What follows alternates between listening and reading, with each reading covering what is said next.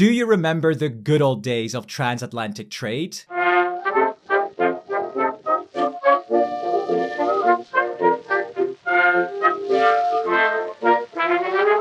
Well, it's not all over just yet, but maybe it's time to look for some alternative trade partners.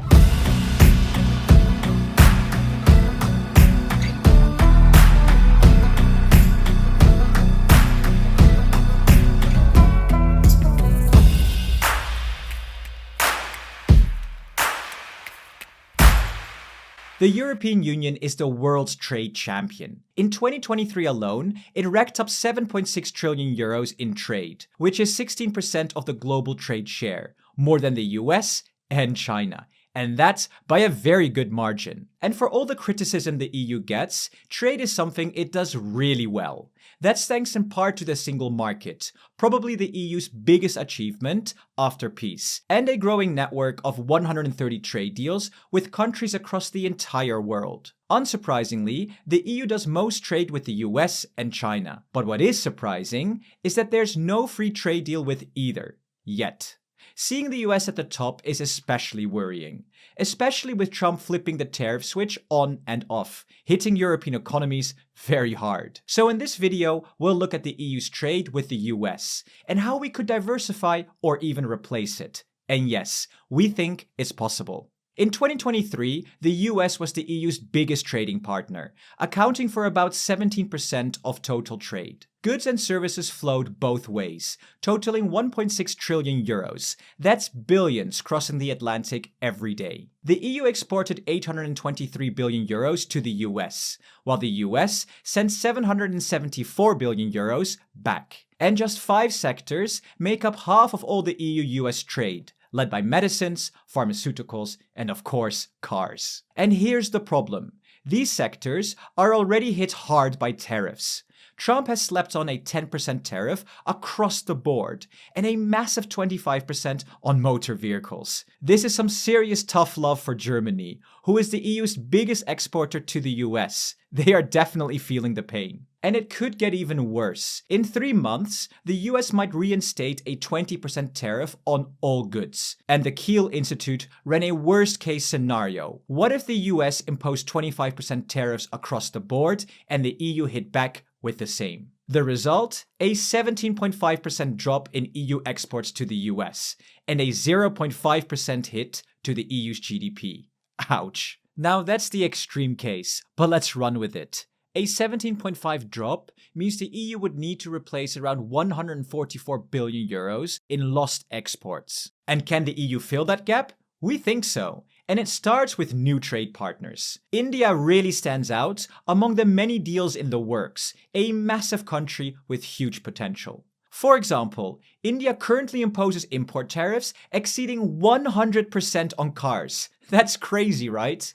But under the proposed free trade agreement, these tariffs could gradually be reduced to as low as 10% for European-made vehicles, opening up a significant opportunity for EU car manufacturers. And I'm sure Germany would absolutely love this. And the projections love it too, suggesting that total trade volume could rise to approximately 167 billion euros by 2026. This means India's exports to the EU could rise to 93 billion euros, and EU exports to India to 75 billion euros. And of course, this could help offset part of the 144 billion euro trade loss from the US, bringing that net loss down to around 130 billion euros. As for where things stand today, both the EU and India are aiming to finalize the agreement by the end of this year. And then there's another massive trade deal in the making, Mercosur, a pact between the EU and Brazil, Argentina, Paraguay, and Uruguay. Studies estimate this could boost trade flows between the EU and Mercosur by 37%. And this time, it's not just about cars. Pharma would benefit too, with Mercosur's 14% tariffs on medicines set to be phased out completely, giving EU companies better access to over 260 million people. Projections suggest that the total trade volume could rise to around 126 billion euros by 2026. This means Mercosur exports to the EU would jump to around 49 billion euros and EU exports to Mercosur to around 77 billion euros. That would help offset the potential 144 billion euro trade loss from the US even further, bringing the net loss to around 109 billion euros. Now, we don't have time to dive into every single trade deal, but if we zoom out and just look at the potential boost to EU exports, here's what it could add up to. For Mexico, though, there are no official estimates, so we made a conservative guess, a 20% export boost, or in other words, 10 billion euros. But here's the problem. Even if all of these new trade deals get implemented, and that is a massive if, I'm looking at you, European farmers, they still don't make up for the full 144 billion euro hit that a full-on trade war with the US would cause. In total, we still be looking at a shortfall of around 53 billion euros. Ouch. But before we look at even more countermeasures, a quick shout out to the people who made this video happen, our amazing Patreon supporters and YouTube members. Each week our EU Made Simple members of Parliament get to vote on their favorite video idea on Discord, and this time they picked this very video as their winner. How can the EU replace the potential trade lost with the US? So if you'd like to have a voice in what we make and support independent EU-focused journalism, consider joining us on Patreon.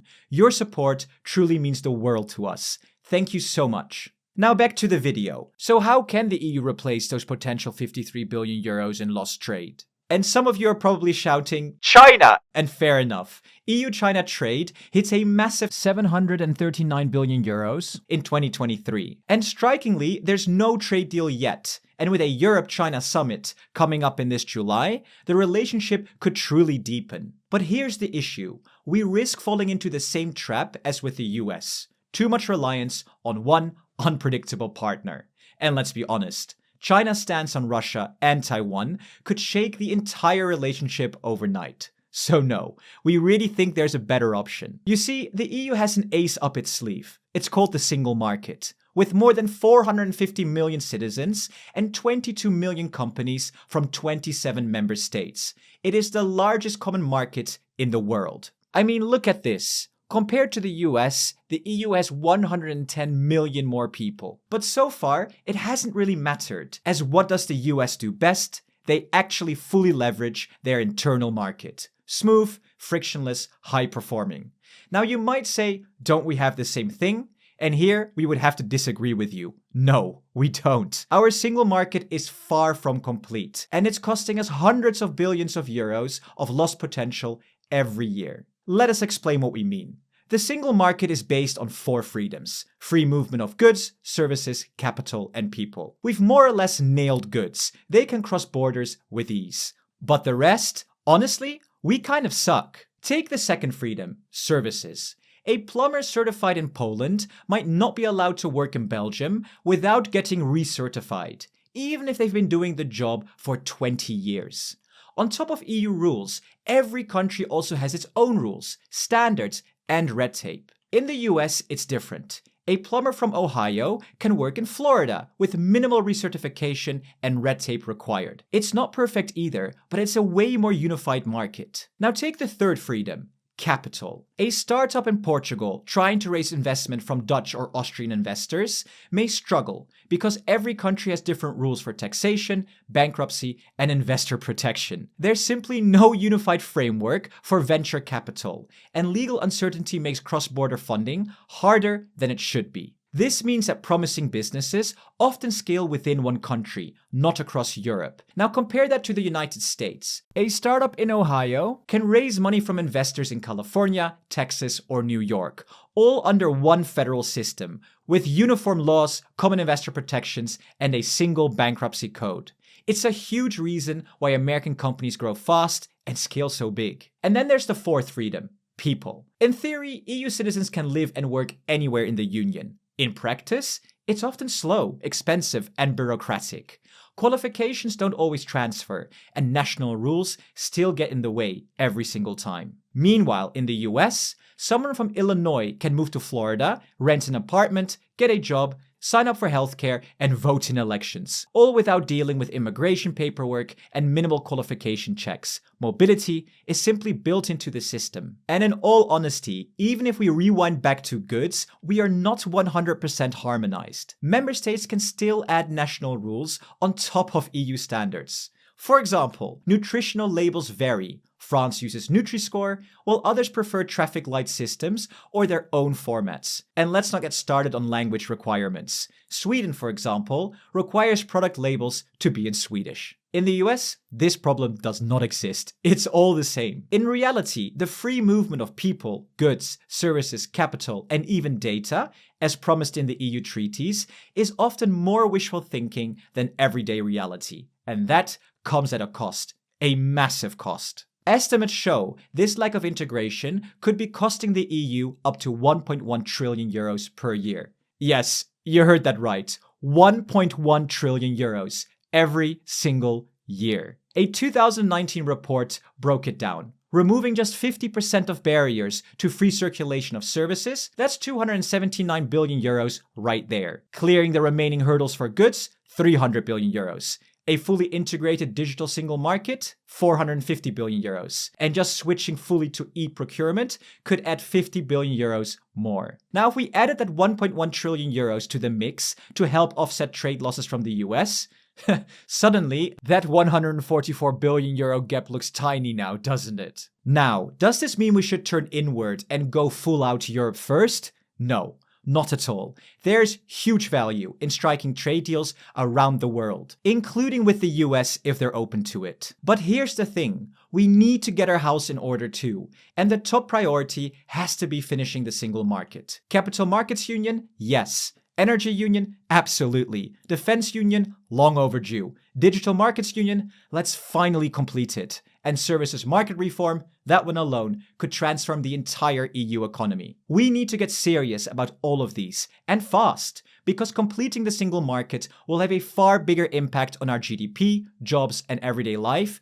than spending years trying to make a trade deal with someone like Trump, who frankly doesn't seem at all that interested. The EU has 100 million people more than the US. Let's make it count and finally finish our single market. Let me know what you think in the comments. And Germany is actually starting to get more serious about the single market. Check out their new coalition plans right here. And to support us further, consider joining us on Patreon and vote on video ideas every week. Thank you so much to our presidents, Jan Schauke, Christian Peter, AGVD, BJ Unite Europe, Stefan, and Mr. Probot. See you in the next video.